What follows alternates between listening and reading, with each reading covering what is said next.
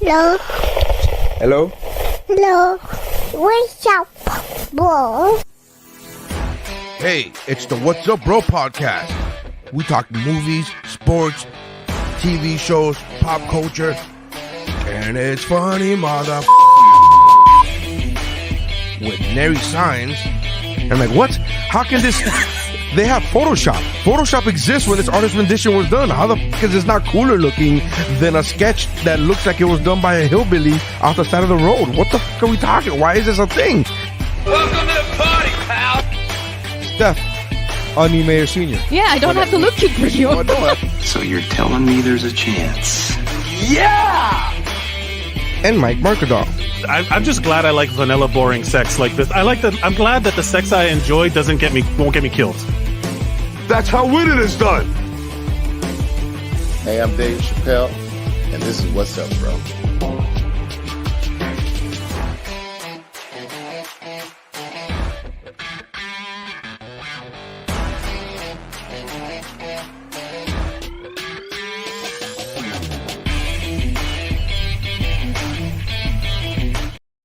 Hello, everybody. Welcome to the What's Up, Bro podcast. I am Mike Mercadal. With me, as always, is not Nary signs. Oh, we got to change this layout, I think. Or as a captions. We tried the it. new layout for all of 2 seconds. Yeah, what happened to the layout? I like to, you don't want Let's get up close and personal. Let's get real into our faces. Yeah. Okay. Great. With us is Nary Science. Did I mess up something on the caption? Well, no, the auto captions always get me as Mary Science. Science. That's what the captions always kept me as, yeah.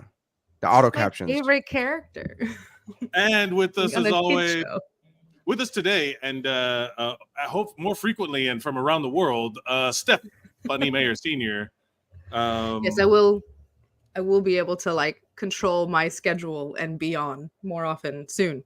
What a joy to have again. you. It's always nice when you're here. Otherwise, it's just me and Neri just battling back and forth, just talking shit like we were just be in the like when we used to hang out in his house with one microphone between us.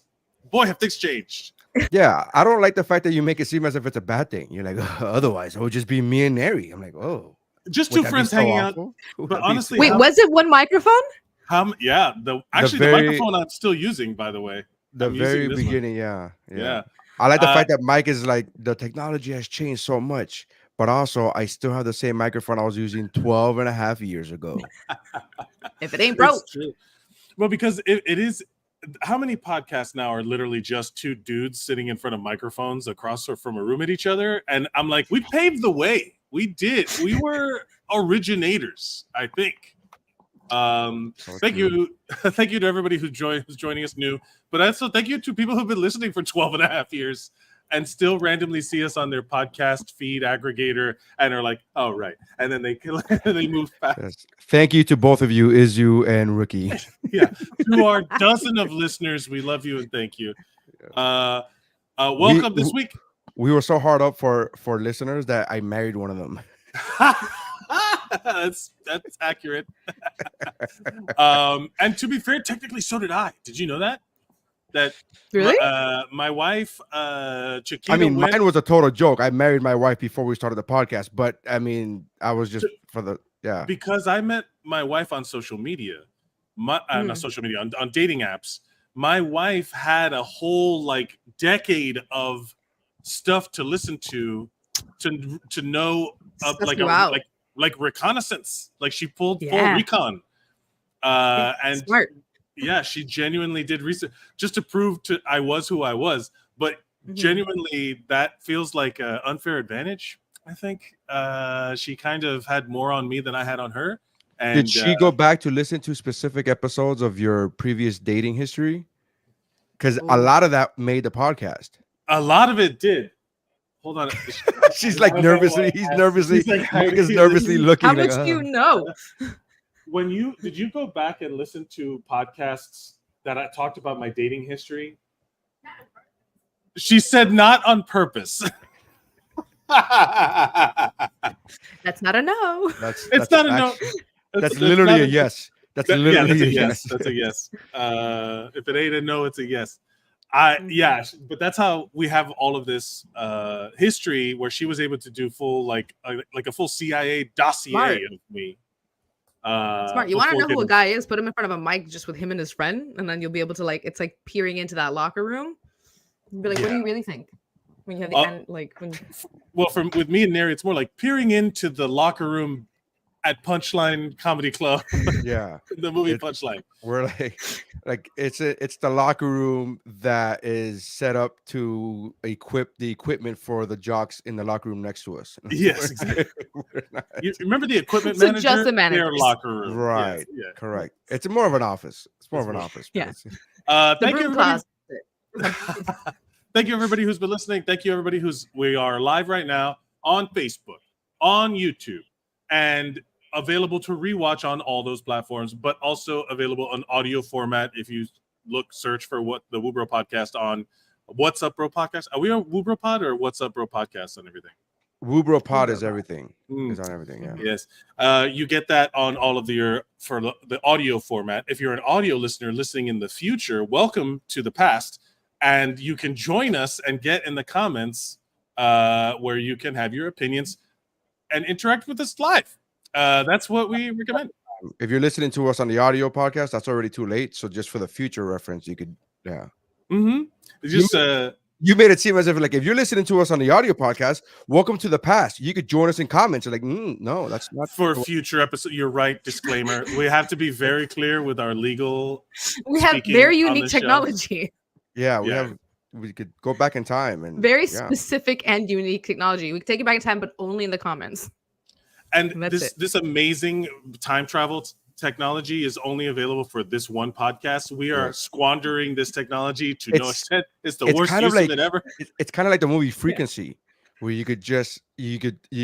got to be on one guy on the CV radio. You got to be on a CV radio, and you got to be like, "Hey, Dad, the Yankees game, the Mets are gonna," and then you could be like that. Yeah. I want to combine this.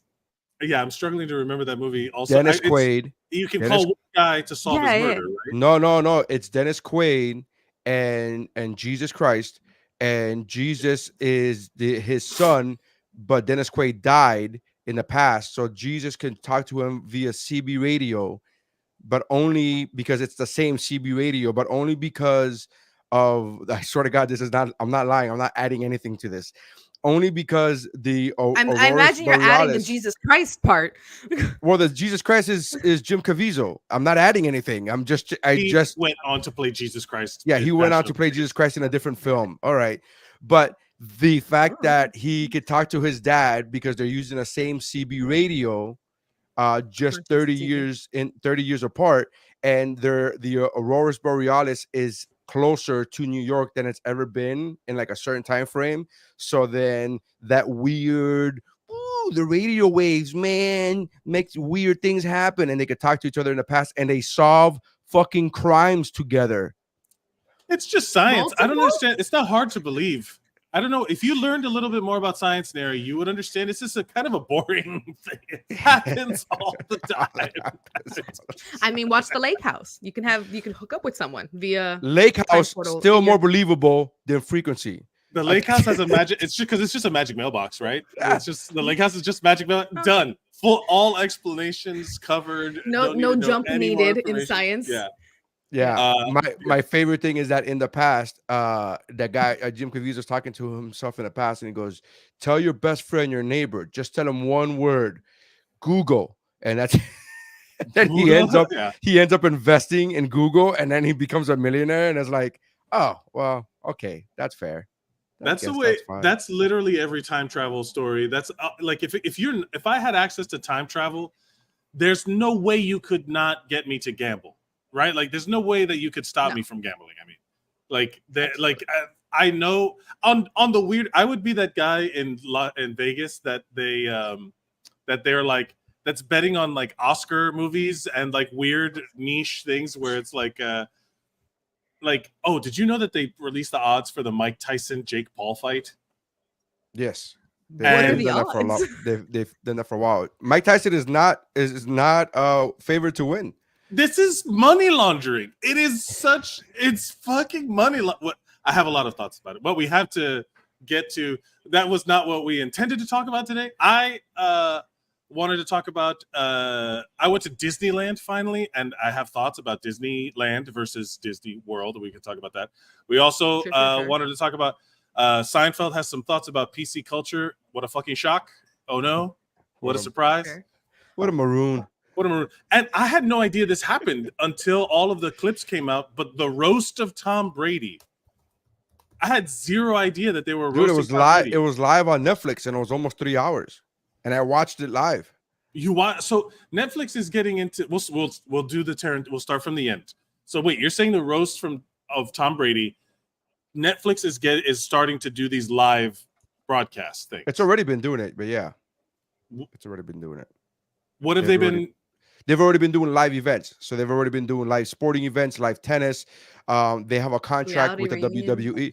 They have a contract with the WWE beginning in, I believe, late December or early January next year. I forget which is which. The WWE Raw will be on Netflix live. So every few years the WWE changes their network. So at one point it was TNT. Before that it was USA for the longest time. USA for a bit. Yeah. So all of this, and then now they're going to. Right now they're on CW, if I'm not mistaken. I forget where they are right now. And then they're going to be going to Netflix. But Netflix has been doing live for a little bit now. They've been certain things have been going live. Sporting events is the main one. Because I know that Amazon started doing that. Apple TV has been doing that with like soccer. Apple TV is putting a shit ton of money into MLS. They're like to broadcast or whatever, to live broadcast soccer. So now they keep trying to push it on me. Like every time I go to Apple TV, they're like, "We have." I'm like, "Get the fuck out!" Like swipe left or whichever direction it is that I don't like. Get away from me. I don't want fucking soccer. I don't give a shit about soccer. I actually like soccer. I liked watching the NYCFC when I was in New York, and it's a lot of fun because a lot of my friends in New York. One of my friends, Will Carey, had season tickets and you go to like Yankee Stadium and you watch them play in Yankee Stadium, and I like it, but even then, I don't know. Like to me, I have the same problem with basketball. I have the same problem with baseball. I love watching those sports, but because football is on Sunday and it's like one game a week and that's it. There's like, I have trouble following when there's too many games going on. I love the fact that you're like, it's one game a week. It really isn't one game a week. There's really 14 games a week. Listen, I'm talking about each. If you want to follow a team, there's one game. There's like each week is a game. Yeah, sometimes it's on a Thursday. There's an entire business model designed around following every game of the week. There's an entire network. Like there's an entire like red zone. Where you watch every single game, and Mike, you and me you're the old school. You're going with the old model of like watch one episode at a time and 1 week at a time, and then release it once. And I'm just like no, give all of it to me. Just give it all. And then you're like, no, but I'm talking about follow one team. And I was like, nobody does that anymore. It's because I only care about one team, and the rest is just watching football. Like, which is like not that investment. The rest is just amazing. It is. I'm not saying it's not. I'm saying you literally said the rest is just watching football, like just right, like it's right, just, like just know. Like I like just it's like no. Like I watch the Dolphins. I follow the Dolphins, but I watch football, not any other team. You know what I mean? Like whatever's on. You know, or you go on Red Zone and you watch all the teams at the same time, and that is the best because then you're just watching everything. But when it's the Dolphins, I watch the Dolphins. Now, for these things like Netflix and all that stuff, can you go back and watch it now? Okay. Yeah. So it's like I started watching the roast an hour. I was like 40 minutes behind, meaning that I started 40 minutes ago.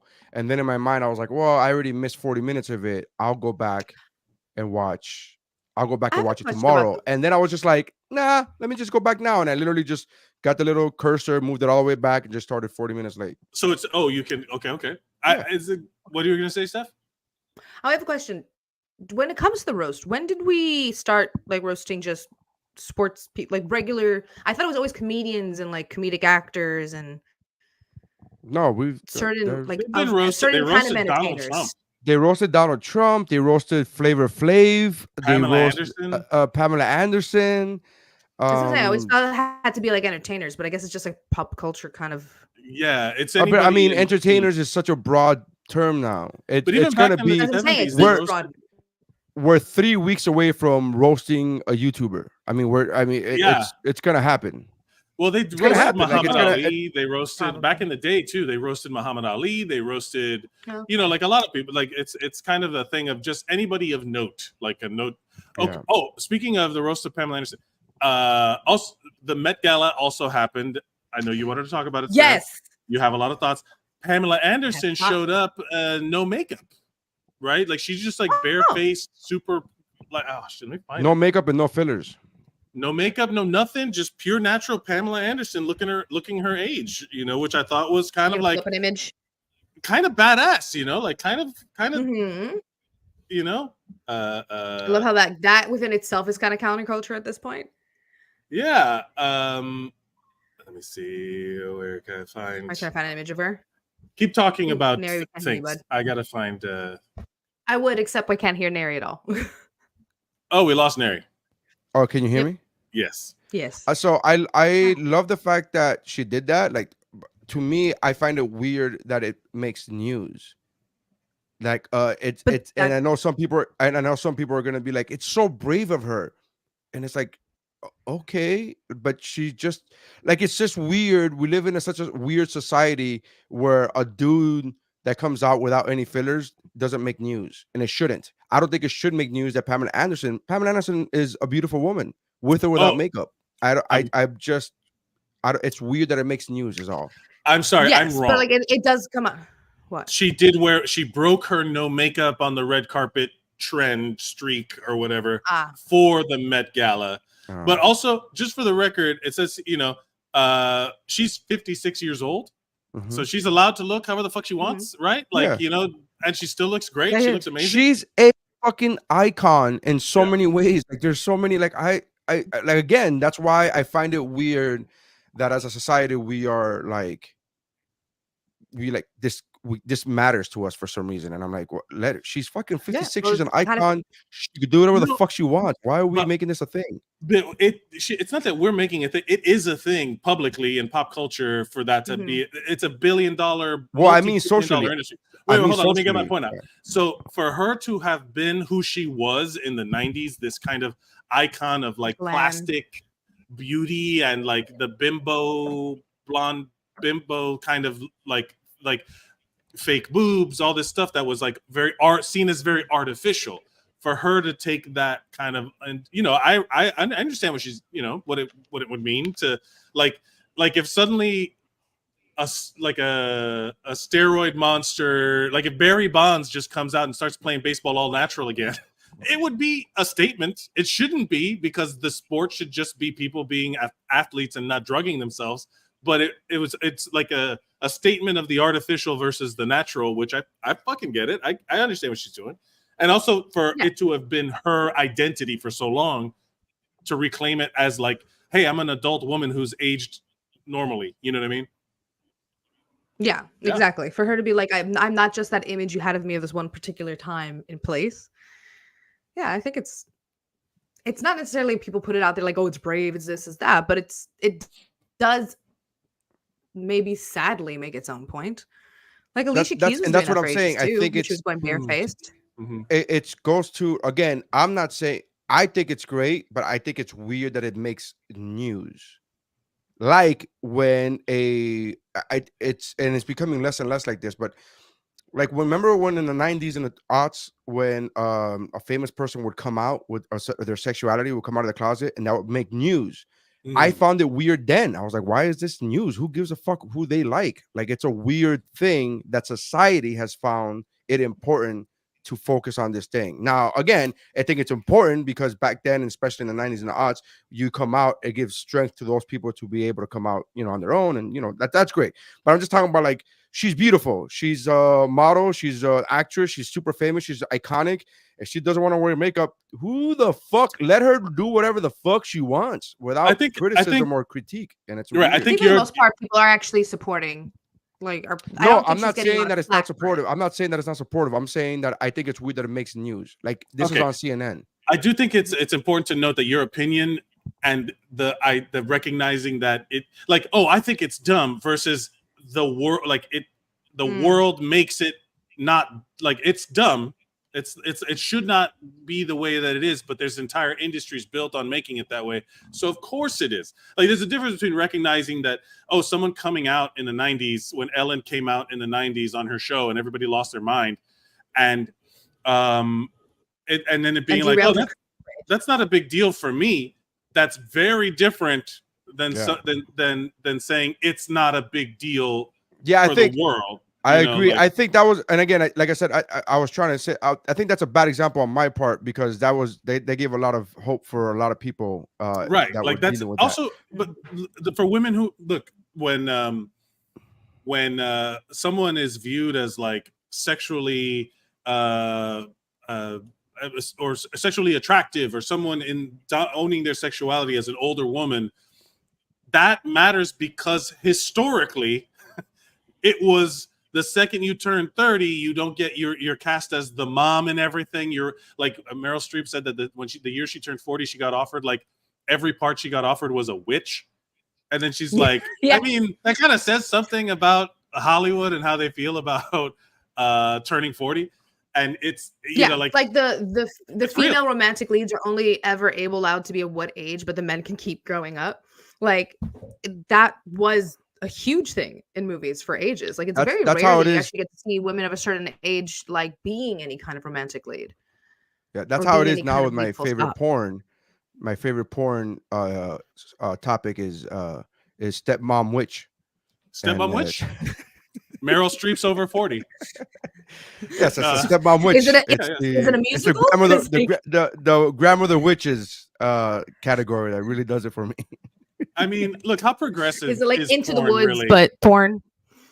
Yeah, there's a certain amount of like Will Watkins had a joke where he's like, I'm not going to be happy with progress until our ballots look like Pornhub category selections. Fantastic. Where he's like, oh, you're nominating a black man to run for president. And then he starts listing off like, I want one person who's a trans dominatrix, Asian, like I want an Asian dwarf. I want an Asian dwarf on top of it was great. I would do that. By the way, Into the Woods porn is called Onto the Wood or On This Wood. It was just you had to. It was brewing in the back of your head. You're like, I had to. No, I didn't want to interrupt Mike. I was like, oh, I got one. I got it. I know. He got one in the chamber. He's excited about it. Onto this wood. Yeah. This wood. I'm good. I come. Singing it. So the roast was fantastic. It was a live event, live on Netflix. I'm very much enjoying that. The roast was great. I will say I wasn't the biggest fan of. They had, I think, too many athletes performing, and I get it that Tom Brady's an athlete, so I get it that you have to have some athletes. And nowadays, athletes, everybody has a podcast. Athletes are all now entertainers outside of the field or a field of play. Thank you, Kelsey brothers. Yeah. So that I understand where that's coming from, but I just found that I think you need a couple of pivotal athletes in there. Like, for example, and again, I'm not picking on him, but Randy Moss, there's no reason Randy Moss should have ever done a roast. He maybe should have been on the side to acknowledge his existence and his tribute to the team, to Tom Brady, but he is awful on the microphone. He's always been awful on the microphone, and it showed. That was a glaring weak spot in the lineup. You're like, oof, boy, that.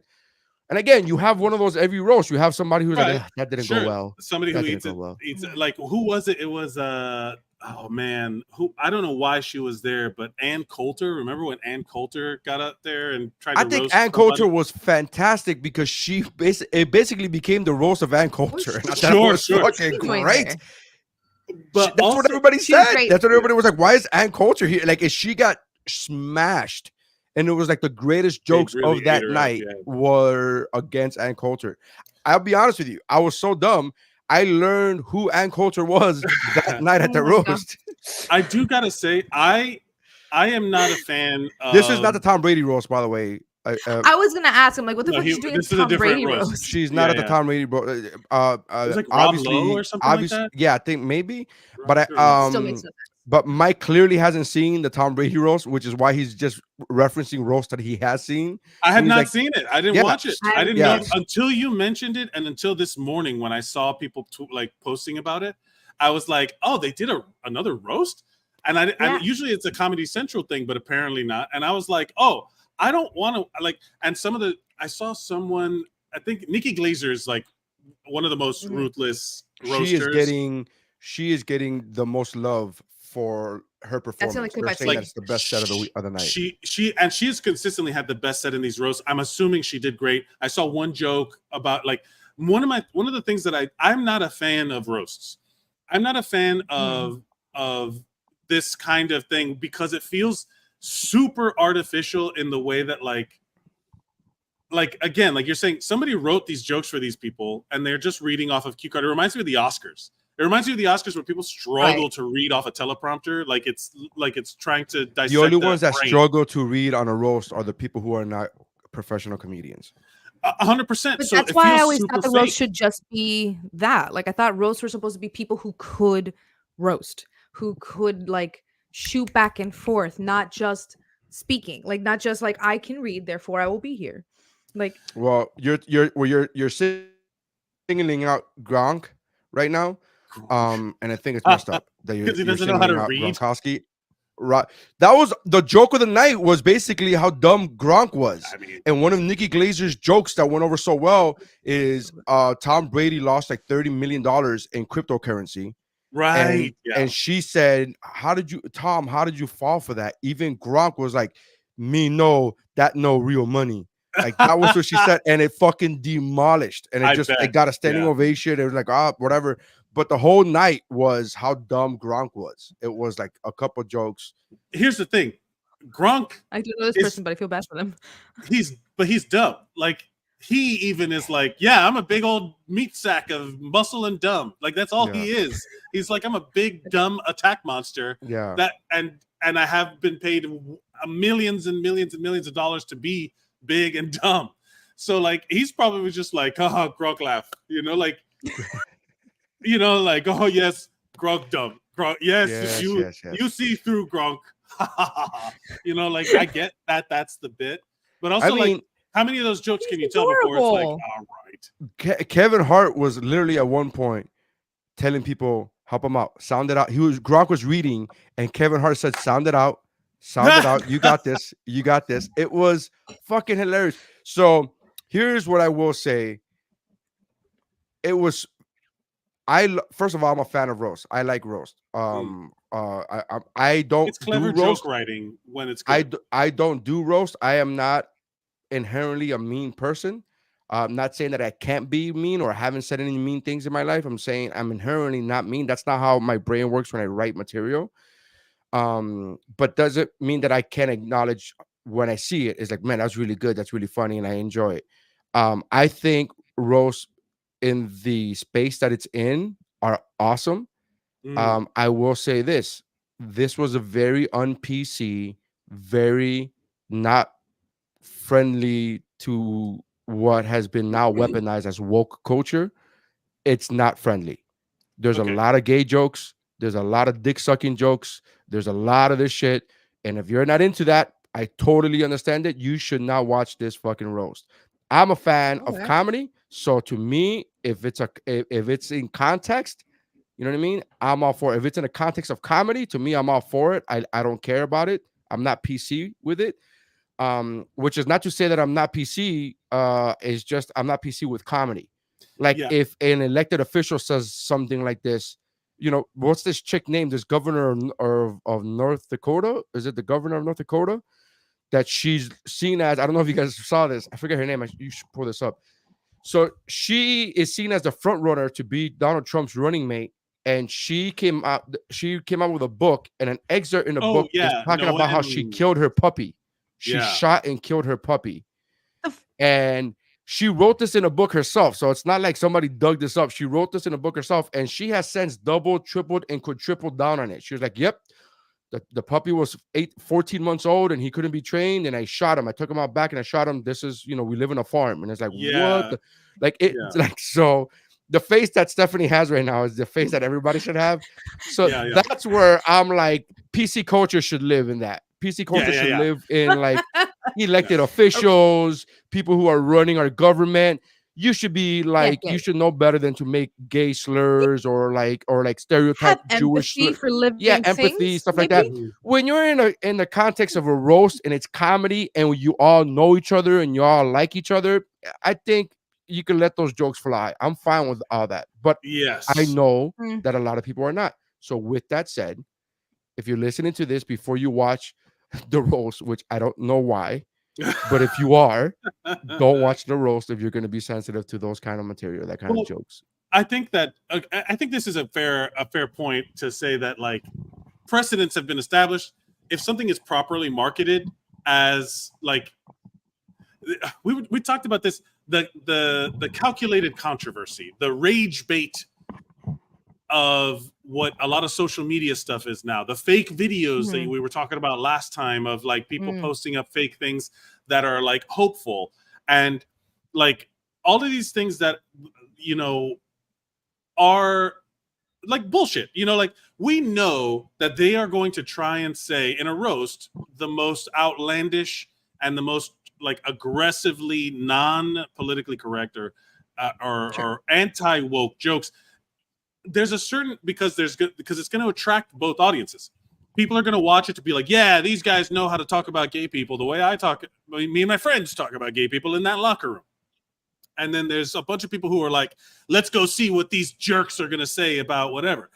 And either way, Netflix wins, right? Like the people who produce this stuff are calculated. It's like calculated evil. It's like it's like the whole point is controversy. And it gets to be like, for me, honestly, like I see, like as I'm watching the clips, like that Nikki Glaser one, where she talks about like how many rings he has, and then talks about his divorce with Giselle, like that Giselle took the other one back, or what? I'm butchering the joke. That's a clean joke. That's just a joke about divorce. None of that feels edgy. So like, if you can tell good jokes without it being super insulting to like a already marginalized group of people, I'm like, okay, great. Those are the jokes. But then there are some jokes where it's like, oh, this is purely for shock value. They might as well be like fucking Alice Cooper getting his head chopped off on stage. It's the same it's the same show. It's the same fake. Yeah, it's just inciting a reaction. That's it. It's just fake. It's just a show. It's just phony. So to me, get like both people, like it fuels a fire that doesn't need any more fuel. You know what I mean? Like, I think it's also I think easy to say like, oh, I'm okay with these kind of jokes when the joke isn't about you. 100%. And also, like, but you I said disagree with that. I disagree with that. But you said no, but you just did it. Like no. But again, but they made all they made fat jokes. They make all these again. Just because the joke isn't about me doesn't mean that I can't acknowledge somebody that's but like it doesn't make a difference. They made minority jokes, immigration jokes. All of that affects me on a personal level, but it doesn't affect me in I could take this joke, but I can't take that joke. To me, in the context of a comedy situation, of a comedy show, it's just that. And just like what Mike says, it's all phony. It's all entertainment. It's all a show. That to me. Let me show this. That part I'll agree with you in the sense of like I've always said that like I am willing to, especially comedy that's like from a previous generation or different decade. I'm always willing to look at comedy as like it's a reflection of the current, like whatever current time you're looking at, right? It's just like always a mirror and a time capsule of what you're going through. You just kind of appreciate a joke for what the joke is. A lot of the time, some things aren't going to age the way you want them to age, but that's literally the nature of it. Yeah, like, cultures move on. Literally, I think one of the only, like, there's very few bits that will keep going on that aren't offensive to anything because we grow as a society. Hopefully, we keep progressing and growing. Sometimes we'll go.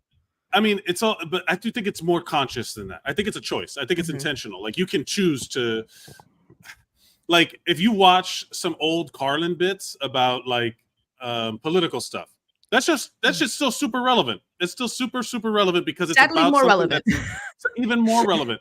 The whole it's a big club and you ain't in it. Now, some people who would watch that would be like, "Where's the joke?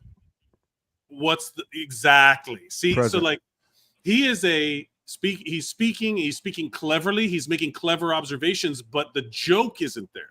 Yeah, Now, the funny's not there.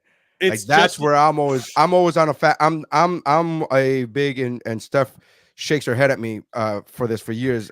Carlin's not funny to me. I understand. Early Carlin was funny to me, and I don't want to say anything negative in a negative light. He is a very smart, or was a very smart, brilliant writer, Right. wordsmith. That is a great public speaker. Like he would kill in TED Talks. I don't find him funny. I just find him like saying things that I go, "Wow, that is true. That's a good point. Excellent point. Okay, that's good." He says things in an entertaining way, but it's not necessarily. Yes, he's still a jester. He's still a jester, just a different type of jester. Like no matter what, It's that's like a Lenny to Bruce me. thing. Man, look, I didn't like Bill Hicks, and people talk about Bill Hicks like he's the second coming. Like he was like, "Oh, he's this revolutionary thing," and I'm like, man, Bill Hicks is. I'm with you. I guess. I just don't see. To me, there's a difference between being a smart writer, being a smart speaker.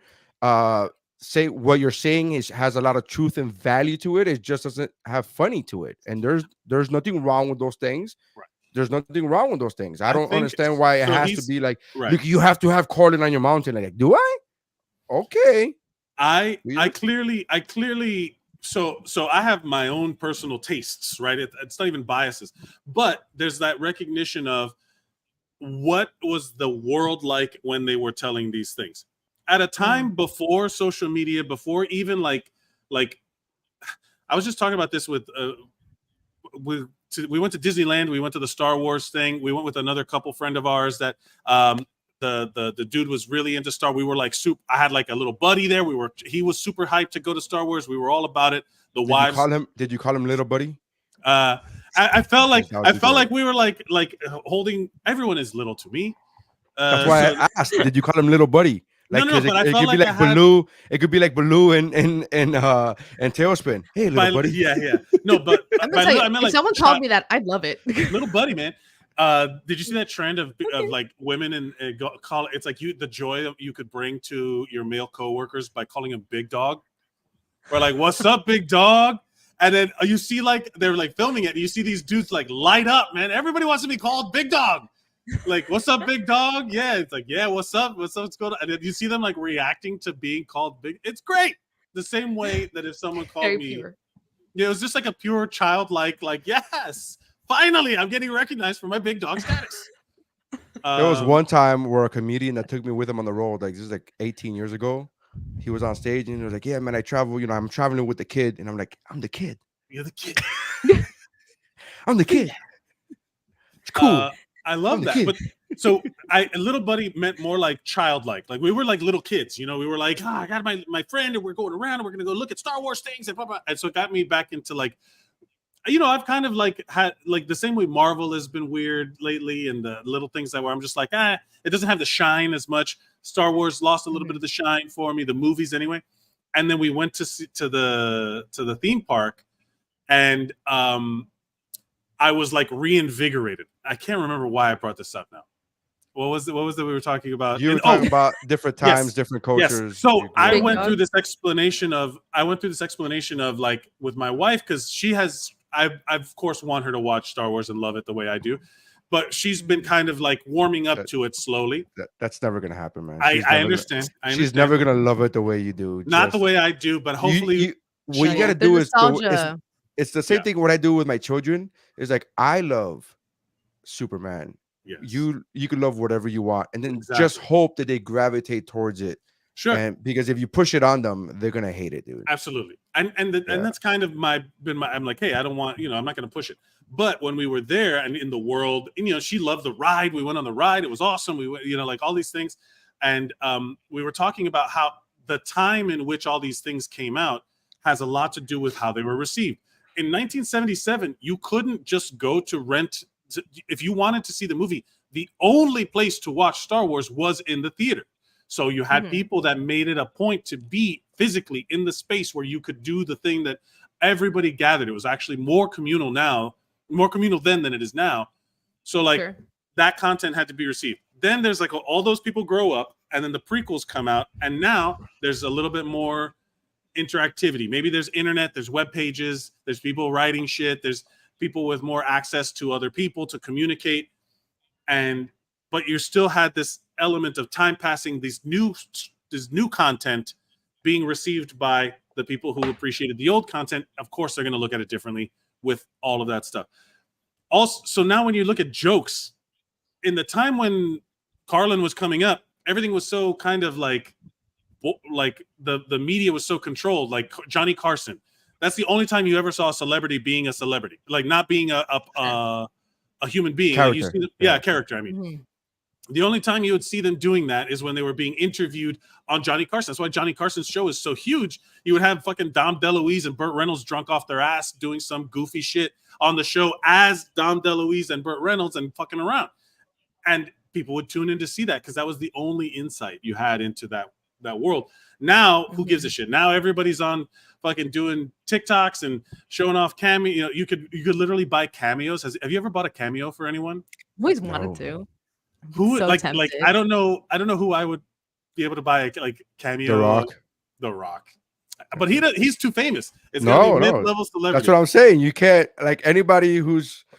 I've Is Mark received an Hamill on email. there? I've received an email from Cameo saying like, "Do you want to be a content?" And I'm like, "Nobody's gonna pay for me. I'm not gonna do that. So why would I do that?" So funny. if I'm getting these emails, there's nobody that I want. Yeah. Nobody at my level is at somebody that I want. Yeah. So no, that's it. Let's see. I want to see. Can we find out who's on Cameo? Yeah, I mean, go search on Cameo. Let's see. To me, like you would have to be Sylvester Stallone, The Rock, these people who are not on Cameo. And I want to even find if out they who's the most were, requested person. even if they were on Cameo, The Rock and Sylvester Stallone, do you understand how much they would charge? Get mom a cameo this year. She deserves it. Okay, now we're on a mission. Now we're going to see who should you give to. Ooh, look, popular categories: Harry Potter, Breaking Bad, YouTube for sure. YouTube for sure. Just want to see what actors are on there. Actors. Let's see. Because you got to put like if you could find like mom's like favorite. Chuck Norris. I actually love John Lovitz. Oh, now here, these are the smaller categories. Let's see, voice actors, Comic-Con. See, hold on. See, that's the biggest ones is those two people that we just mentioned, and I wouldn't pay for any of that. But again, that's just me. This is not a knock on them. This is just I'm not a fan of theirs specifically. Right. But there's got to be some like. So who do you? Tommy Chung. Who do you? Okay. JCVD for your mom, Steph. Who is someone that she is like a fan of, like a true fan of? Oh, I got one for my mom. Not for my dad. She's too big because my dad would love Sandra Bullock. Oh, who's the guy who was in Quantum Leap? The guy in Quantum Leap. Scott Bakula. My mom was Bakula? obsessed with this guy. My mom was obsessed with, and my aunt were obsessed with Adrian Paul from the Highlander TV show. I wonder. Is there a price here? Is it available? $96? Oh, why don't I do this? Do it now. Hey, so I will tell you, I can't tell you what it is right now because my wife may be watching, but for Mother's Day, I did something, not a thing, but I did something for my wife that cost me way more than this, by the way. But I'll talk about it next week if you remind me to bring it up next week because it's Mother's Day is this coming Sunday here in the States, Stephanie, for the Americans. It's this coming Sunday. It's Sunday here too.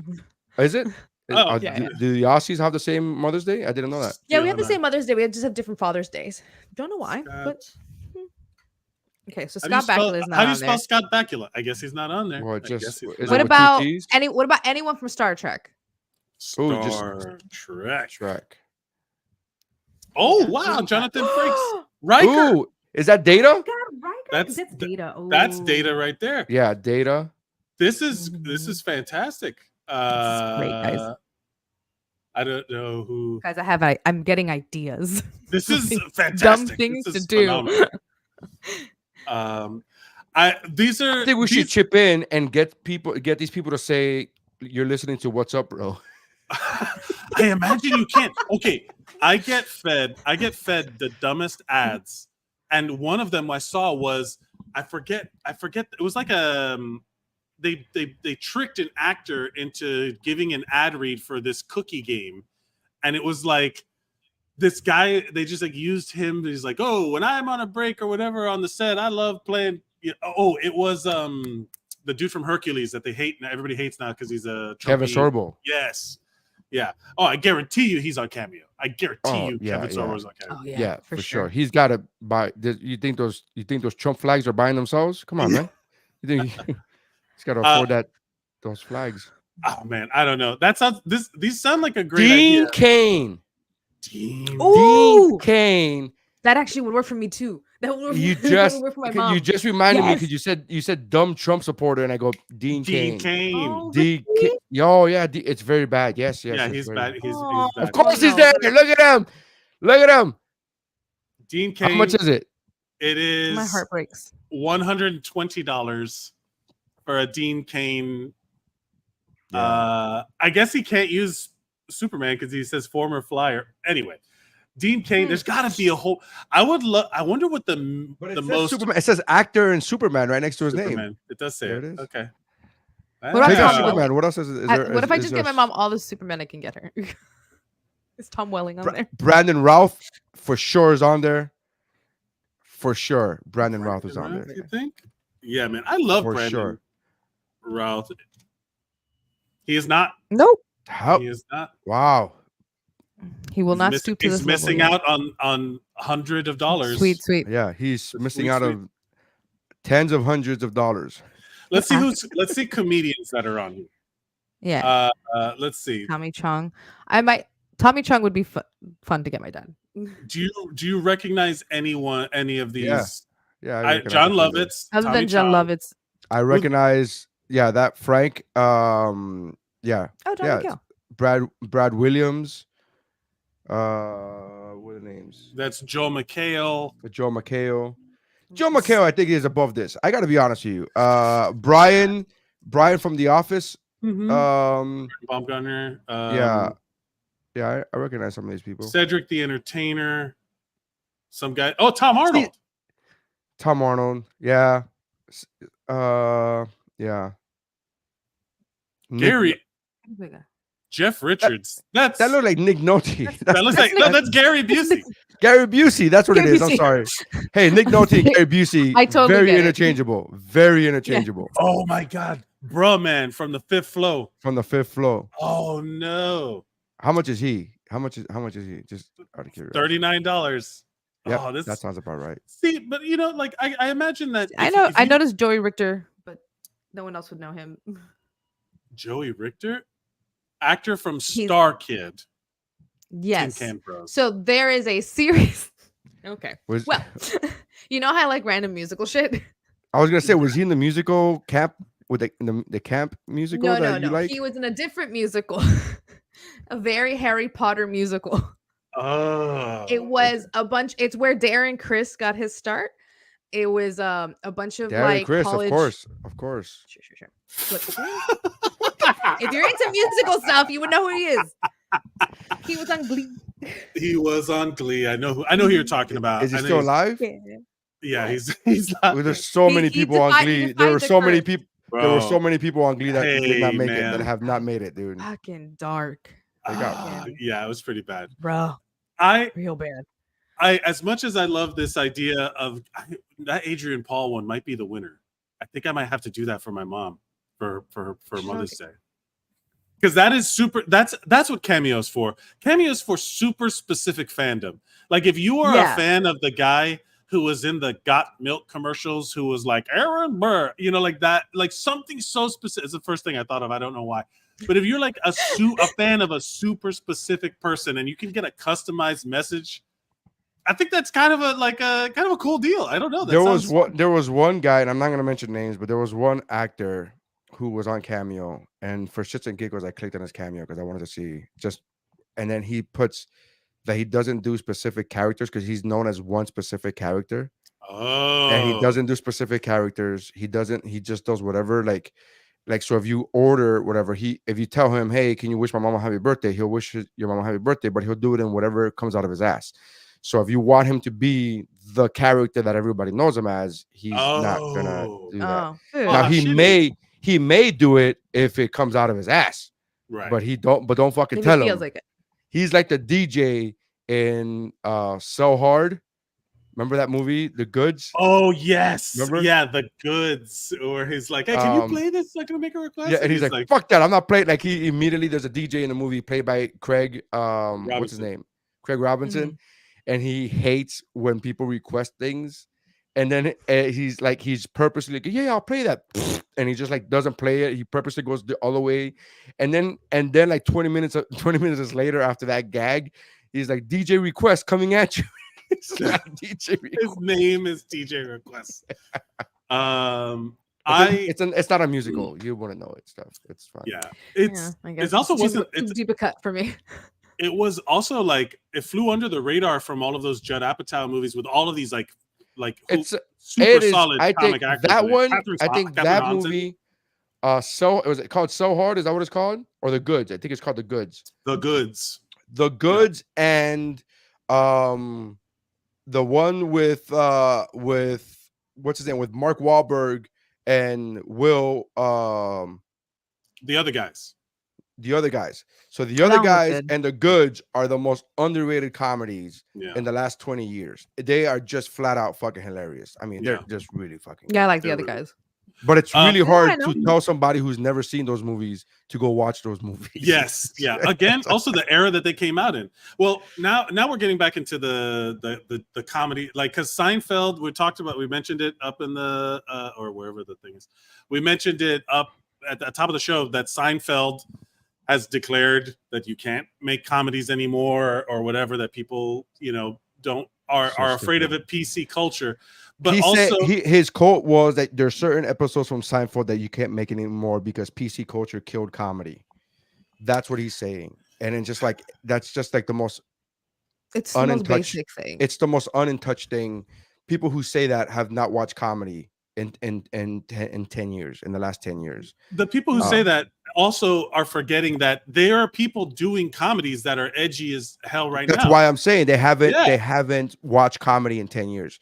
I could guarantee you Jerry Seinfeld hasn't seen. You're telling me Jerry Seinfeld's out of touch? Get out of touch. You're telling me that a 65-year-old millionaire is out of touch with the common people? That's weird. You're telling me? I don't believe it. I mean, like what, like the cast of like It's Always Sunny in Philadelphia were like infamously like sometimes it's okay, like you have a show where the people in the show are not good people. They are the worst people. In Seinfeld, Literally, they were all obnoxious as people. It's Rob Always Sunny, McElhenney the same shit. Like straight up.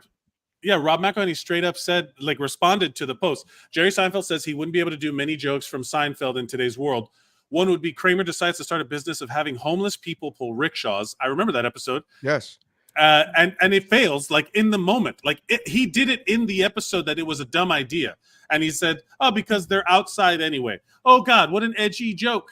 The woke police are going to come after him. And then Rob McElhenney responds with the picture of Rickety Cricket from It's Always Sunny in Philadelphia, who goes through the most depraved shit. It's hard to summarize all of the horrible things that happened to him as a junkie, homeless. He gets like, can I say it on YouTube without it? Like now I'm going to get into TikTok speak where he gets SA'd. He has to resorts to sex work and prostitution. He does all kinds of horrible sex work with a G. Sex work. Sorry. Yeah. Sex work. In the captions, it'll say sex. and literally like that show is 14 seasons in. And then someone commented like, you can't write sitcoms anymore because of woke, despite the fact that the guy who worked with him on Seinfeld to write those jokes about the rickshaw just did a 24-year run of one of the most beloved sitcoms of all time on Curb. So it's like one of the most beloved and unpolitically correct fucking shows ever. Yeah. Like he's so out of touch. That's what I'm just saying. He's so out of touch. It's okay.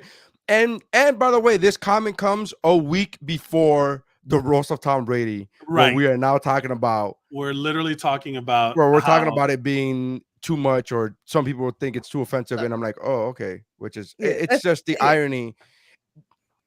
I think this whole conversation is a Seinfeld episode. Yes. Yeah. Jerry Seinfeld saying that comedy PC has killed comedy. He's so unaware of how ridiculous that is that makes it a Seinfeld episode. This is an example. Let me know if you can hear it. Jeffrey Ross, Roast J. Simpson. You did it. He comes out as Roast J. Simpson. Is that what he did? He came out with he came out because he always does the costumes. You know how he comes out with these big costumes, and he comes out as O.J. Simpson, and the jersey is O.J. Simpson's number with flames coming from the bottom of the number, as if he's in hell now. Right. And You pulled it off, Jeff. Yeah. You nailed it. Yeah. Pulled it off. you literally pulled it off. Literally, look at that. Look at that. Oh, was that blood? I thought it was flames. I'm sorry. It's both. It could be either. I mean, he has a glove.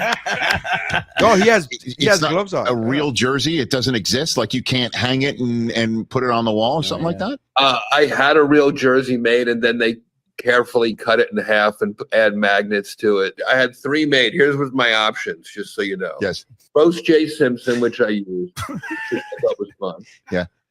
The real killer I had. real killer. And then this one's the one, and I don't know why I didn't do it. It just felt like a joke on a joke, but yes. The juice, spelled Jewc. That's pretty funny. Okay, that's clever. Multiple ways. I like it. Yeah. I think that's a good bit. The juice is loose. Was Brady really pissed about you making a crack towards a massage joke? Come on, no. So, for the record, the Robert Kraft, the guy who owns the owner of the Patriots, the New England Patriots, he was caught up in the legal trouble of a massage parlor where he was getting hand jobs, happy endings at this place, and it was like a Trump connection. It was like I don't remember any Trump connection, but there was definitely she was a Mar-a-Lago special guest. Like she did lots of her client sourcing at Mar-a-Lago.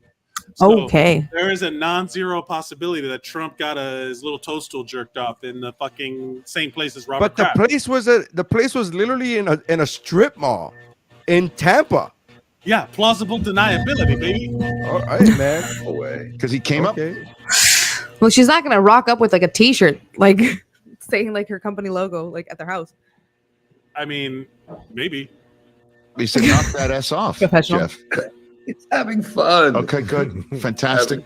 Fun, it's like that's his dad, that's like Robert Kraft is like a father figure to him, he was just showing his love for Robert Kraft, and Robert Kraft loved it. We had a great talk afterwards, and he was so happy that I gave him a shout out and a salute.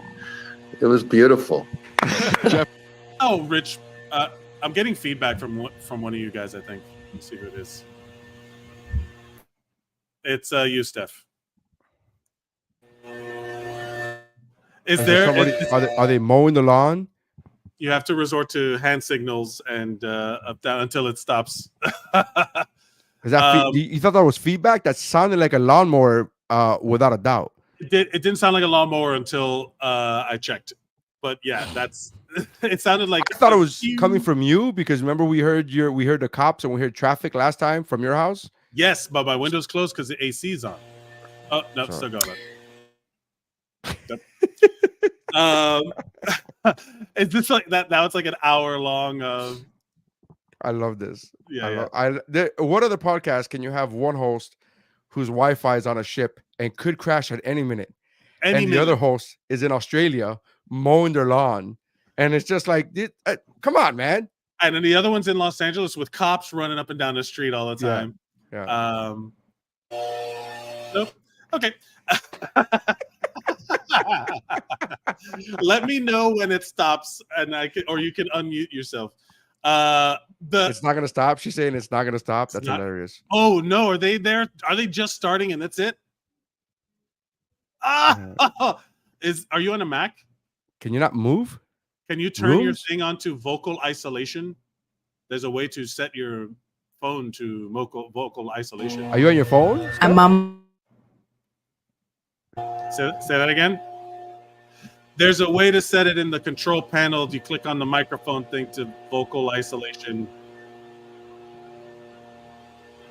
Where there's the little thing. Anyway, Who gets their lawn mowed on a Wednesday? What is happening?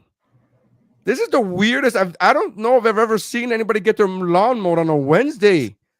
Man, they do it different down there, man. That's They so do it weird. different. I wonder if they start at the backyard and then go to the front yard.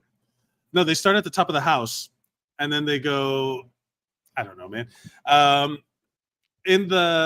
But going back to the roast and all that stuff, the PC. Do you think Jerry Seinfeld is full of shit, or Yes. do you? He is, right? Shit, But do you think that I remember going to the movies to see comedies? I don't think that people really do that anymore. No, comedies have found a home in streaming. That's where comedies go. And You don't go to the movie theaters for comedy. Yeah, you go but to you you go to streaming.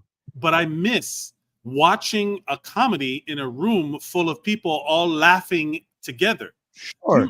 Bro, you want one of the best experiences watching a movie every time I was watching Superbad in the movie theater, where everyone is dying, laughing their asses off, falling on the floor, like genuinely having like a communal experience. Of course, that makes things funnier. Watching a comedy at home by myself is very different than watching a comedy at home with my wife. We don't even really watch comedies anymore. So here's a story. This really happened. My friends and I, we went. There was like Is this 12 of better? us. Yes. Oh my Yes. God, so much better. Hi, I am currently reporting from my children's nursery.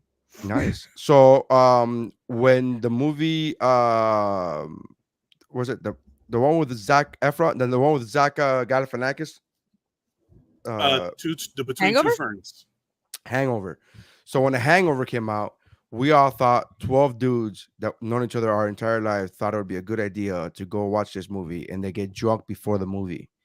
So we all 12 dudes in Miami went to get drunk, including me, and I don't drink, and I was fucking drunk. And we all saw this movie in the movie theater. Did it follow you? They followed me to the other side of the house. That's not as bad. It's not as bad. We're fine with it. It really isn't as bad. It's not as bad. It really It's isn't not as bad.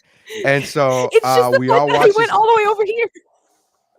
We all. I like the fact. I like the idea of the guy mowing the lawn seeing her move. He's like, "Oh, really? Oh, you think you're not gonna have me on the show? What?" Wah. Oh, man. So 12 of us went. We all got drunk. And we were watching it, and it was a memorable experience. One of my friends regrettably got up and pissed in the corner of the movie theater. It was really bad, but What? yeah, Oh, we were drunk. They were drunk. It was just No, we That need to was go bad. back to. Was there other people in the theater with you? Like, did yeah. he? What do you think? We blocked out the entire theater. What kind of money bags did you think we He had? pissed in the middle of the theater, dude. I was But like, it was one of those like Thursday night viewings, so it was like at 7:00. It wasn't a super packed house, but there were other people there. But we were definitely at the top row. We had the whole top row. It was like 14 of us. We had the whole top row. So yeah. It was was it at least in a cup? No. No. Okay. Man, All right. that used to make me so mad, because there is nothing worse than when you would pay back in the day where you would pay for your movie, you would have to sit where you could. There was no assigned seating, and then there would just be some random family there with like a baby that wouldn't start, like at an R-rated midnight showing, and someone's got like a baby. I'm like, I get, hey, parents, you two that are parents, both of you on the podcast with me right now. That's wrong. You're not entitled to bring your kid every fucking where you feel like that is going to be disruptive. You're not allowed to do that. That's I think that I disagree. Or with you're you. not allowed to be surprised when people are like, "Hey, shut Well, that I'm not. fucking kid No, up." that there. And here's the difference. You're not. I don't think Step out. I'm sorry you have a child and have to now step out and miss half the movie. I'm sorry your choices led you here. But again, I don't think from what I've experienced, usually when a kid does that, they cry for all of 2 minutes, and then that's how long it takes to get the baby out. 2 minutes too long, baby. 2 minutes too long. Get them the fuck out of here. Give me Yeah, some child-free. Look, there's certain theaters. places there's certain places where I'll agree that like it's up to you. You got to get your kid out and stuff like that. There's other ones where I'm like, you're entitled to a child-free life, but not a child-free world. Like there's some places you're just gonna have to deal. I specifically said movies? midnight showing of a rated R movie. I'm sorry, your choices. Yeah, but again, Yeah. it being midnight and it being R-rated have nothing to do with the child. The child is a baby. If the baby, I'm not blaming the baby. But the rated R should have nothing to do with it. Why does it matter what the rating of the movie is?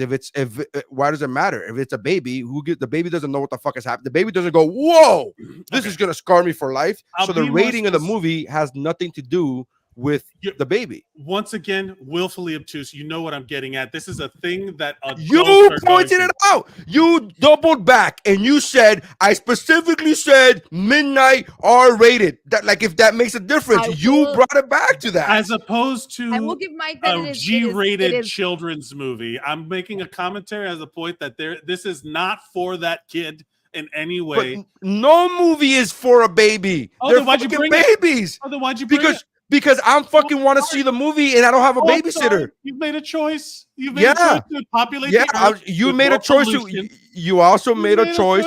You made a choice to go watch a movie. You made a choice to go watch a movie with other humans. You don't want to do that, then stream the fucking movie. That's on you too. I very clearly said a time when that was not an option. There you go. I'm agreeing. And here's the thing. I'm agreeing with you in the my agreement is if the baby starts crying, get out. That's what my agreement is. I'm the same way with I had it yesterday at a comedy show. The baby started crying. Get the fucking baby and walk out. I don't care what time it is. It was a PG show, so there were children there. But if you have a child that you cannot control, whether it be because it's a baby or whether it be because you're an awful parent and the kid is 10 years old and he has ADD and you're fucking awful, either way, get that kid the fuck out of the room. I'm with you on that. But the whole you're no longer allowed to try to watch a movie because it infringes on my noise, on the possibility. The fuck. So if you take a baby, right? And again, I'm not even talking about a child that you can talk to. I'm talking about a baby. A baby, right? To a movie, like even something like The Avengers, right? Where there is loud noises coming at them. Oh, you think loud noises bother a baby while they're sleeping because that's what you think. But if you adjust a baby's noises while they sleep, they don't give a fuck.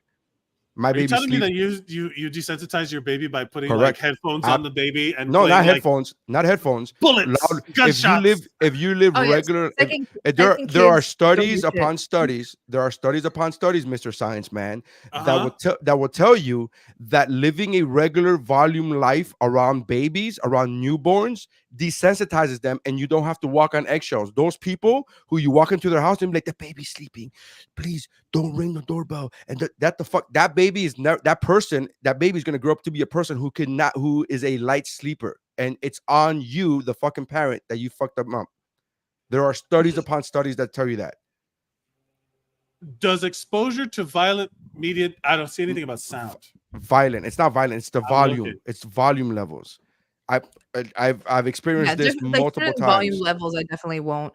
But look, honestly, I pick and choose when I do these things with my kids. I'll go to specifically to mom screening. Like they have they have that for you. Here. Sure, they have that for you. Sure. Go I will exist in other places. Go again. Some parents don't have that option. Some parents don't have that option, so it's fine.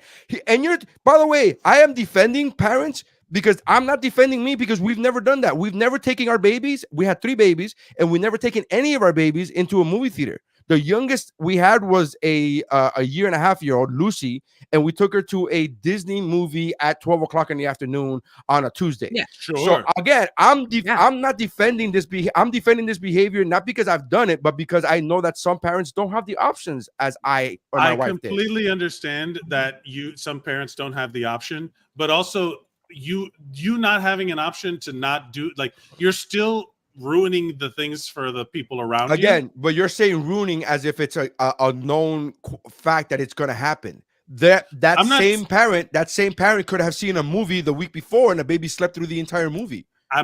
Again, you understand my point. It's not the people that take it's the ones that have tuned out their own babies crying, and they just adapted to it the same way you're desensitized. But those people are inconsiderate. Hold on, the same way you say the baby gets desensitized to the noise around them, they sleep through it. The parents who have tuned out their kids crying to the point where they don't even react to it. They're like, oh, we can't humor the baby by responding to it every time it cries. It's like, yeah, but also I've never understood those people. Other people are around. So if you're just going to let that kid cry in public, what you're saying is that's what I'm talking about. You're talking about a very specific group of people who are inconsiderate. Not that they've tuned out their kid, because I do that all the time. There's a baby next to me at the buffet, and he's crying, and I don't even flinch. Meanwhile, the piano player is next to me going like, "You don't hear that?" And I'm like, "I really didn't even hear it until you fucking said it." But if it's my child and I'm taking him somewhere, I am not desensitized to that. I'm not inconsiderate. You're talking about a very specific group of inconsiderate people, not because of a specific parenting they're called style. Infants, those inconsiderate fucks. Get them out of my life. At this point, suppose airplanes. The airplane's the one that always comes up, right? At this point in my life, if Well, I they come hear down baby too. crying in an if I hear baby crying in an airplane,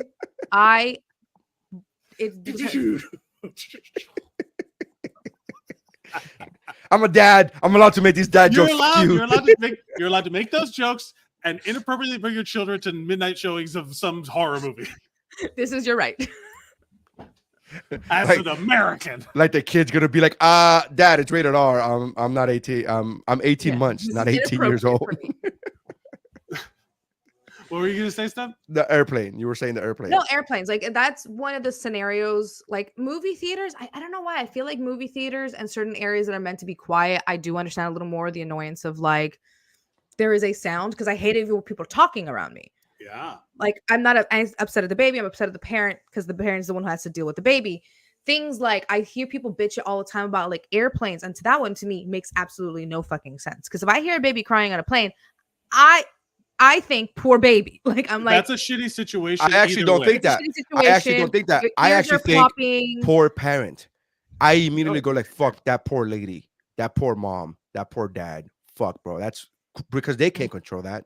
The baby can't control that. Now you're in a situation where you're constantly feeling like this. Oh my God, I gotta shut the baby up. Hey, bro, this is life. It's fine. You feel bad. I don't feel bad for the baby. I feel bad for the parent. Immediately, I've never been like poor baby. I've been like poor mom. Here's where I'll say this, that I do not, I'm not trying to backtrack anything. Those are completely different scenarios. A plane, when you're traveling, that is what time is the flight though? What time is the flight? Are you flying at midnight? Get that fucking kid out of here. Out of here. Or you're flying at night? Get him out of here. Get him out of here. Where's the eject button? Yeah, fuck out of here. Flying out the window. Is this a Boeing? Yeah, pop that door. Get him out. Pop the door. It's already popped. What are you talking? It's already popped. It's a Boeing, baby. But if it's a plane, or even something like a doctor's office or something like that, where it's like, hey man, I have to. Restaurant is a good one. Restaurant is a good one. Restaurant's a tough one, because I've also seen sit on with restaurants that leave these motherfucking little pieces of shit running around, wreaking havoc. I was a well-behaved child because my mom made me and taught me to fucking sit down. Don't raise your voice. You order the food. You look at the menu. You tell us what you want. You eat. You enjoy your food. You can. Don't let these little kids that run around to other tables and start taking stuff off of other tables. That's happened more than one, too many times in my life. Some random shitty kid shitty kid because of a shitty parent is walking around, running around, spilling stuff, grabbing things, I'm getting splashed by a fucking cup of things. At what time was this meal? At what time? I was late at night. Yes, thank you, Neri. That's right. Kids can't have dinner at a restaurant. Not near me. Get him the hell out of here. I'm eating at your house. Send that kid to his fucking room.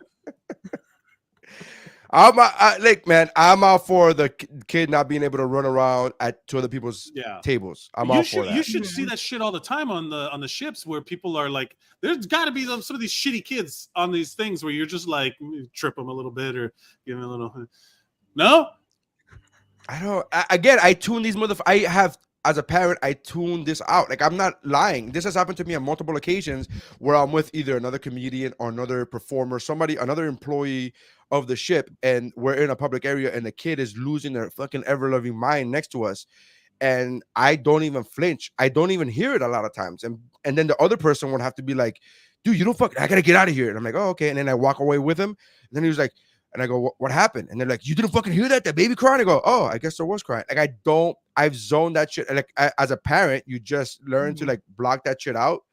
But I will say that I'm also not the guy that does, you know what I mean? I don't know. Like, I understand their point of view as well. Like, I'm not like, oh, stop being a dick. It's a fucking baby. I'm also like, oh yeah, if you can't take that noise, I understand. You're not used to that. I'm used to it, so that's fine. Right. Yeah. You know. I think I'm not quite at that place in parenthood yet where I can tune shit out yet. I'm still very much at that place where it was very validating when I recently found out that like shortly after, you know, you give birth and stuff like that, like your brain chemistry like alters enough that like you actually get anxiety and certain like danger senses whenever your baby's crying to the point where like if any baby is crying around me, like there's a little like thing that like happens in my chest where I'm like, are they okay?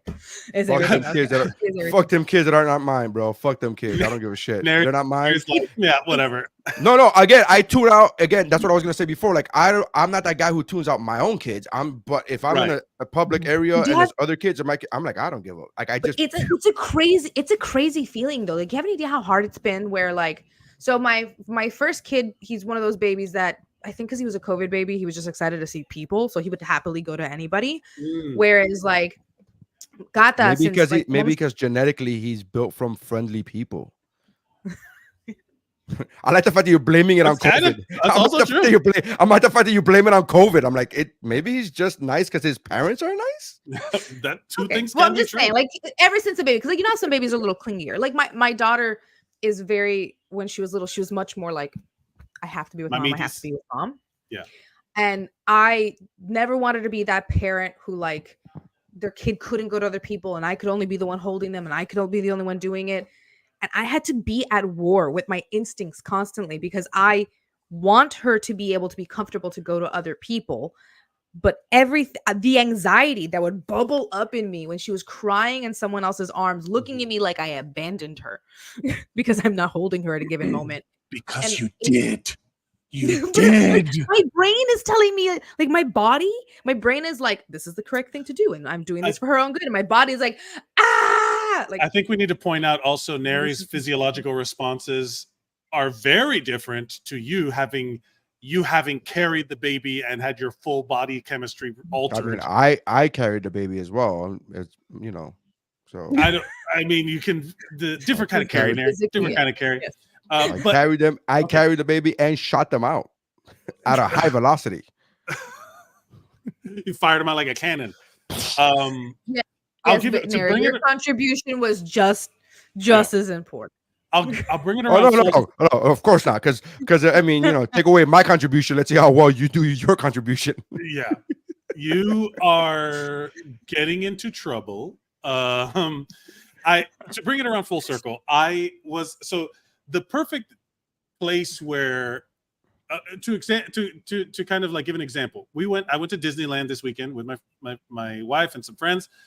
We're all adults, and Disneyland is full of.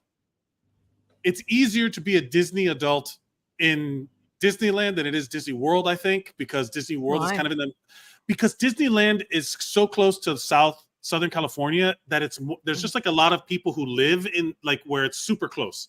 I think more people live closer to Disneyland than they do to Disney World because Disney World is in like the middle of Central Florida. Well, they did that on purpose. The whole point was that Walt wanted it to feel like its own city, a different world. Right. Like you're walking into a different world as opposed to across the street there's a McDonald's. Right. So Disneyland, I saw a lot of, and it was like, we went to the two parks, California Adventure. We went to the Disneyland, you know, and on like Sunday, it just happened to be Goth Day or whatever when we went. Like it was like there's like unofficial Disney days that these people come up with.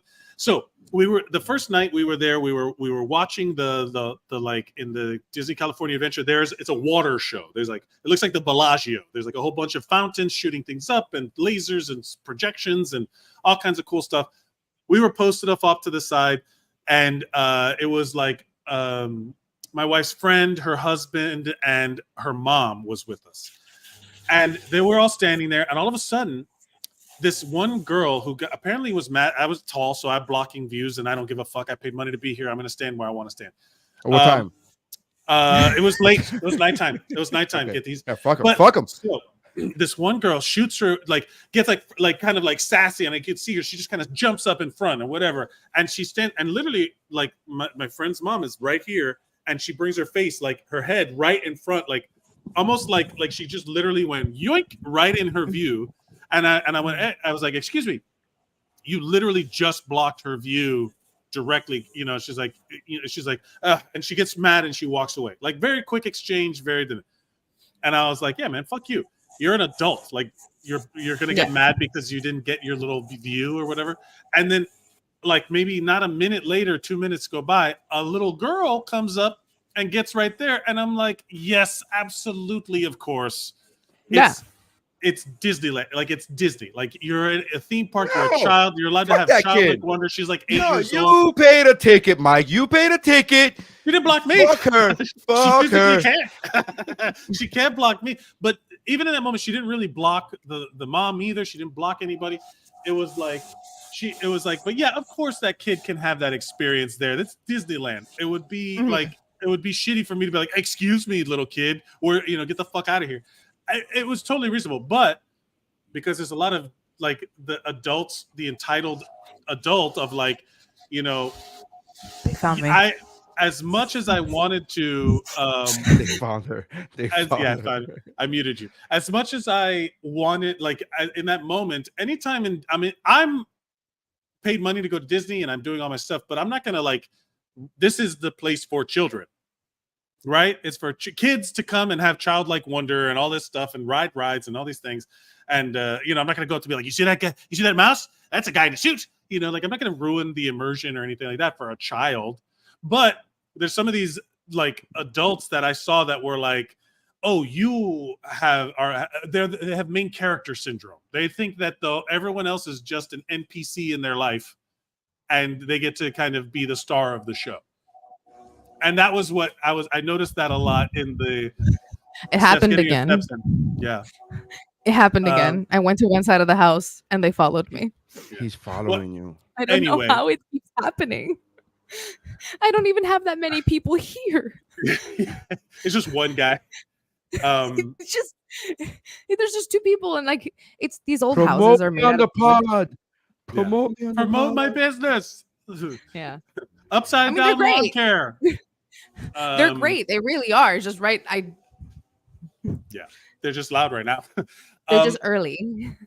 So I will say, having been to both, now I can say I've been to Disneyland and Disney World. Disney World is so much better. It's like insanely, it's like so much better for immersion. But I could see myself getting the annual pass to Disneyland because it's so close, and you still get to do, the Star Wars things. The Rise of the Resistance ride is amazing. Did you do the Tron ride? That's not there. Oh, That's in Disney World. I don't know. I want to do I haven't done the Tron ride yet. It's also I don't know if you're gonna be able to be. I think I'm too big for it. I think you're too tall. Yeah. Yeah, too tall for it. Yeah, that's a specific. Yeah, because your knees. It's a motorcycle. Legs, it's a motorcycle that you're like. You have to fit into like this kind of. Your legs have to fit into this kind of stirrup kind of thing. Yeah. But it really is like you just are like launched forward. And then there's something holds your back, and it's like if you're. I think I might be too. There's a maximum height requirement as opposed to I don't know. Anyway, I hope that I still get to experience both, but hey man, I might become one of these Disney adults. I might become one of these people that just goes to Disneyland on the weekend and has an annual pass. It goes to like, hey, I'm gonna try it. They introduced a new baked Mickey shaped fucking waffle at this place. I'm gonna go try it on a weekend. Why not? It sounds it's funny. I just texted a friend of mine, two friends of mine, including Hilda, actually. Like, hey, do you go to Disney often? Because I'm looking for a specific shirt that I bought at Disney World probably 10 years ago, if not longer. But they don't have it in my size. But it's bigger. It's too big for me. So I'm looking for it in a smaller size. And so if you go to Disney World, if you could be on the lookout, just I'm not saying go to there specifically for it, but if you have annual passes, you're gonna be there, right? And so I was asking for that. God bless Hilda, I love her. She was like, she's the best. I sent her the picture and she like Googled it, and I was like, you don't think I tried Google before I tried No. this. I'm like, No that's. She was like, oh, she's like, yeah, I couldn't find it in your size. I'm like, that's exactly why I'm messaging. Okay, that's okay. And I remembered this. immediately that she works in a corporate office, Hilda. So I know she must get those requests from people all the time, you know, Right. who's like blah blah, and then she must be like, have you tried turning off your phone and turning it back on? Have you tried Yeah, turning yeah, on? yeah. Is the computer on? Like she's I'm sure that's a lot of that. So Probably Probably just instinct by now. I'm torn. Like, I am not a collector person, but if I did have if I had enough space, we have a 1-bedroom studio, like a loft apartment. We don't have storage, but if we did, I might have a room full of literal like plastic garbage. hey, so I'm not a collector person. I'm not. Eventual trash. I'm not a collector person, but then I got with someone who, anytime we go to the States, wants to go to Disney World. And now we have this guy. Hell Boy. yeah. good for you. Hell yeah.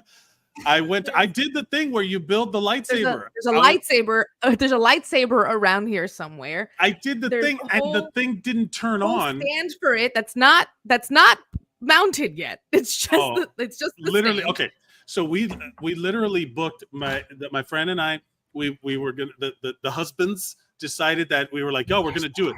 It's an investment, right? It's a couple $100. It's expensive. And but you pay for the experience, right? I want to feel immersion. My shit didn't turn on at the end, and I was super bummed. And I was like, I paid for this thing to work, so I don't want it anymore. Like it's like I was like, fuck, this is bad. Like I ruined the whole thing for me. And then I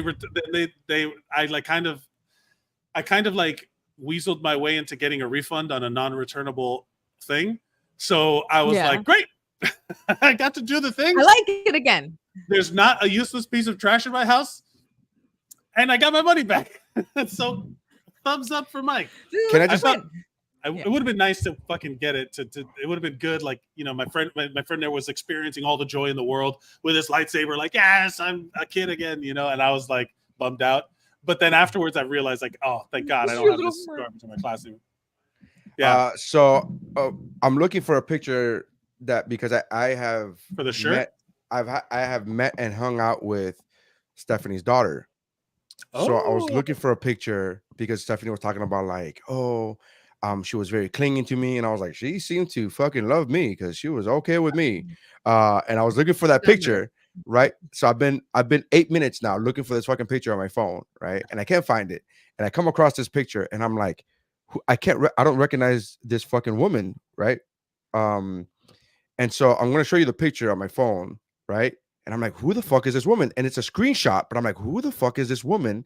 Have no idea who this is. That's clearly me, but I don't know. It's an old picture of me. And I'm like, what a mystery. And I'm like, I don't know who this is. And I'm like, why the fuck is, and it's clearly a screenshot. So it's not even like, I could date it back. And it's not like, I'm like, what the fuck is happening? Right. So I'm like, that's clearly me. And then I zoom out. And it says a name, and I realize, oh wait, this is a screenshot of somebody who on Facebook was like, you might know this person, right? And so I click on that picture, I click on that profile because I was like, why the fuck would I know this person? And that person's profile picture, her husband looks like me. Oh, that's not me. That looks exactly like you. That's not me. So that right there is not me. Now, for those of you who just know me as the bald guy, just know that when 10 years ago, that was fucking me with my hair. That is you, yeah. And I was and I remember sending this to Vanessa, to my wife. I remember sending this to Vanessa, to my wife, and she was like, who the fuck is that girl? Who are you kissing? And I'm like, that's not me. That's not fucking me. And we had this whole joke. And we had this whole joke, and we had this blah, blah, blah, whatever. And, again, she wasn't even mad or jealous. She was just like, oh, who's that? Like, she's just curious to know who that is. I'm like, other family. I'm like, that's not me. Yeah. And so then I went through this woman's profile picture, by the way, and it just showed like the guy who looks like me, and I was just like, oh boy, this fucking guy looks just like me. Holy shit. Does he still have hair? I don't know. I don't know. That Oh, and that was actually I that was wanted to think. I wanted to see like alternate What you. if he looks like you and now? that was, in all fairness, that Yes. was her brother. That was her brother. That wasn't her Okay. Oh, okay. that was her brother. That wasn't her love, but that was her brother. Oh. And he has since gotten way fatter. So I'm like, it's like two boats crossing, going the opposite directions. No, Yeah. It's like I've Well, gone the other route, buddy. I've gone the other route. for the podcast listener, this is why you got to tune in to the show live. You won't see. You got to see the visual aids to go along with the. And I can't post this picture in the Instagram because it's not my picture. It's not your picture. Yeah, you're like, Well, how weird would it be for her if she comes across and she's like, this guy looks. This guy. Who is this guy? There was a guy recently who posted a picture, and he was like a public guy. He was like, his name is Burger Beast here in South Florida. He's like a food critic, whatever. And he posted a picture of him and his restaurant, on his pop-up restaurant. And there was a guy right behind him that looks just like me right now.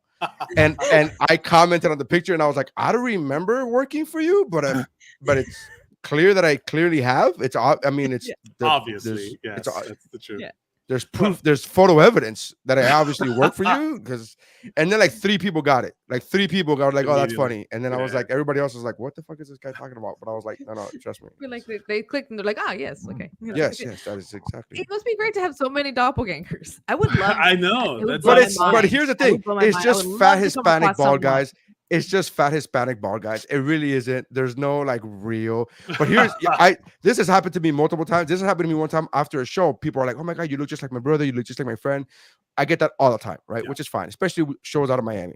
There was one time where I was on a cruise doing a show, right? And then she was like, you are like identical to my cousin. I go, yeah, I get that a lot, and I always hit them with the same joke that I'm like, oh, there's another fat, good-looking bald guy, good for you, whatever. But and they laugh, whatever. This lady came back like 5 minutes later. I'm outside selling CDs, and this lady came back, and she was like, I gotta get a picture with you. I'm like, yeah, let's get a picture, whatever. So she's like, ooh, got a picture, whatever, blah.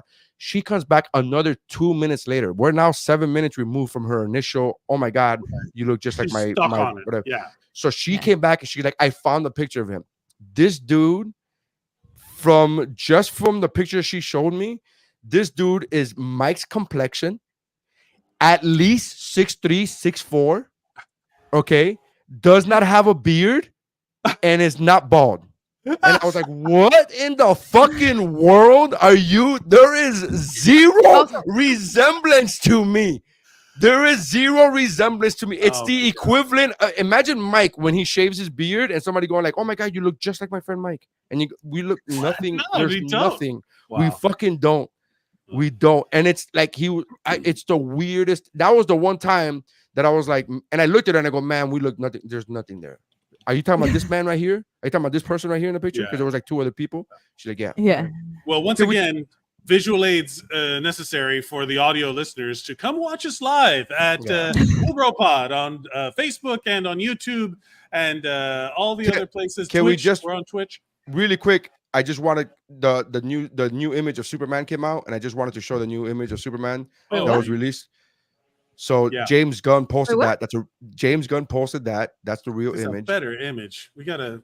That's literally the only image. I got it from James Gunn's Instagram. I understand what you're saying, but that's a shitty way to do it. Okay. James. Sure. Get your fucking kids out of my movie theater. I was like, I don't know. There's like, all right. So I just wanted to show it on the screen, and James Gunn released a new image of Superman. And it's funny because the internet is reacting the same exact way I reacted, which is first I was like, oh, that's cool. And then I was like, man, he seems very calm for the shit that's happening on in the background. Right. Yeah. The world is exploding. The world is exploding, which again, from that image, just from the color, because it's purple, it seems like it might be Brainiac, which I think is very fucking cool. But I don't know how much of this is. It might be like if he's already got some damage on him, like on the suit. I don't know if you could see like the wear on. It's dirty. It's dirty. Yeah, it's been blasted with stuff. He's wearing the trunks. He's wearing the red shorts, and I mean he looks like fucking Superman. Like, and they should but also he looks like he's not interested in what the fuck is happening. It's the weirdest. he looks so weird. It's like again, the image looks great. I'm just talking about what's it is very going on. vogue. It is. Oh, this isn't the scene from the movie. This is a shot on set of him getting dressed. He's not reacting to. This isn't like in action. This isn't like action. I feel like they set up the wrong shot for this. I the wrong backdrop. I feel like because everybody's comment on the internet is not, wow, look at Superman, look at the suit. It's like, why is he? Because he's not acting. What do you mean? It is. What are you Honestly, talking about? Of course, it's that. It's just the Superman. It's the Superman version of the "This Is Fine" dog. Yes. Yeah. That's very fine. funny. We're fine. It's fine. Yeah. Everything. We're just putting on one shoe at a time. That's how the world feels right now. Just one super boot on the time. So everything goes to hell outside. It's there in the comments. Yeah. Speaking of everything going hell on the outside, that's why I wanted to circle back actually to the Met Gala, because I didn't actually get into the weirdness that was the Met Gala last night. Do you have any idea, as someone who tries to be politically aware and also someone who likes pretty things, how weird the dichotomy of my social media algorithm was last night? Or like yesterday, last yesterday, where in one hand I have best dressed and all these amazing like behind the scenes things of like all these people in the Met Gala and all this, and then in the other hand, everything that's happening over in the Middle East at the same exact moment. Yeah. It's like the Hunger Games. 100%. It was straight up the Hunger Games. It was so District 1. It was so. That's all I could think the entire time. Straight up, the entire time, I'm like, oh look, it's the Capitol. Oh look at this. Like I'm like seeing this picture of Zendaya with her like gorgeous, massive outfit, and then like screaming mothers and children, and I'm just like, live stream on Netflix. Yeah. It's insane. It's insane. Do you remember the movie Wag the Dog? Yes, with Robert De Niro. Yes. Yeah, where it's Dustin like Hoffman. Yeah, it's one of those. It's things not a musical. Not a musical, but it's very much like they manufacture a fake war to distract from like a social media. Like social media has become so like we're so used to seeing it that we're desensitized to the fact that there's like fucking war going on. But it's like that where you're just like, oh, look at the pretty dress. Oh, look at the atrocity. Oh, look at the makeup. Look at the atrocity. You know, it's like it's just a little sprinkled atrocities in all of our life. Like every moment of our life has a little atrocity dust on it. You know, like there is a former president of the country that's on trial for hush money of a porn star, and there is nobody. Like the fact that it's not everybody. Like the fact that that Will Smith slapping Chris Rock took more airwaves than the former president of the United States on trial for hush money of a porn star. That's a like 10 years ago. 10 years ago, that would have been the only headline you talk about for fucking 6 months. Oh, not only is he former president, he's the guy who's gonna be the nominee next time. Oh yeah, like that. In 3 That's months. crazy to me. That part is nuts to me. That he's but still the fact that nobody's talking about this, and 10 years ago that was unheard of. 10 years ago this would make the news. Like remember when Obama wore a tan suit? That was a thing. That made the news. He wore a tan suit, and now this guy's like, I'm on trial for hush money with a porn star. I'm running for president in 3 months. Nothing makes sense, and the world is on fire. Like, thank you for watching, everybody. I gotta bounce. Yeah, it's District 1, the Hunger Games, the dystopian future. Mad Max is coming. And it's outside my door. Planet of the Apes. All of this. Dogs living with cats. It's mass mayhem. It's true. This man does not have a penis. This man does not have a penis. Thank you for watching, everybody. You can watch us live on Facebook. You can watch us on YouTube.